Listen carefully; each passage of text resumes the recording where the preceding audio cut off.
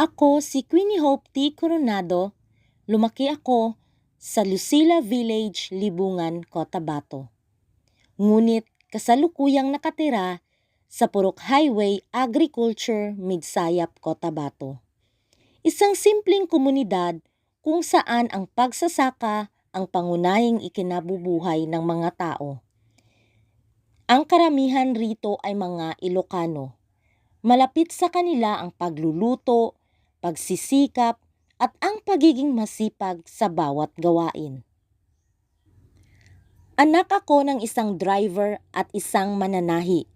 Sa aming pamilya, natutunan ko ang halaga ng pagsisikap, tiyaga, at kakayahang bumangon sa kabila ng anumang pagsubok.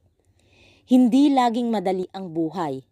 Ngunit sa bawat pagkakataong nakikita ko ang pagsusumikap ng aking mga magulang, lalo kong nauunawaan na hindi sumusuko ang isang taong may pangarap.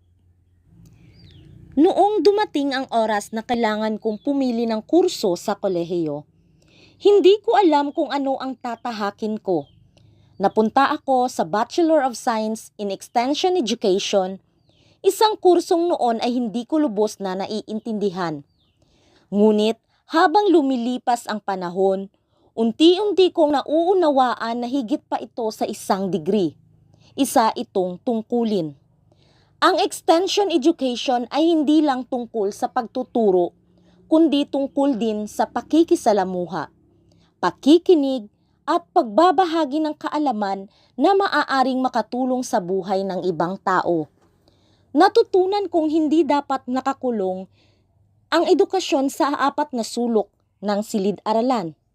Mas mahalaga itong dalhin sa mga komunidad, sa mga taong nangangailangan ng gabay upang mapabuti ang kanilang buhay.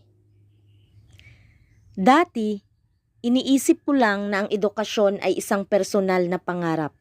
Isang hakbang patungo sa mas maayos na kinabukasan para sa akin at sa aking pamilya.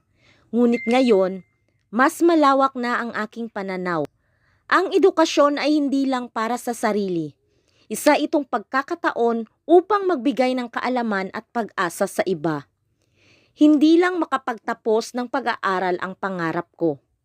Pangarap kong maging isang instrumento ng pagbabago para sa aking pamilya, sa aking komunidad, at sa mga taong nangangailangan ng kaalaman upang mapabuti ang kanilang buhay. Ngayon, masasabi kong natagpuan ko ang kahulugan ng landas ng aking tinatahak. Hindi ito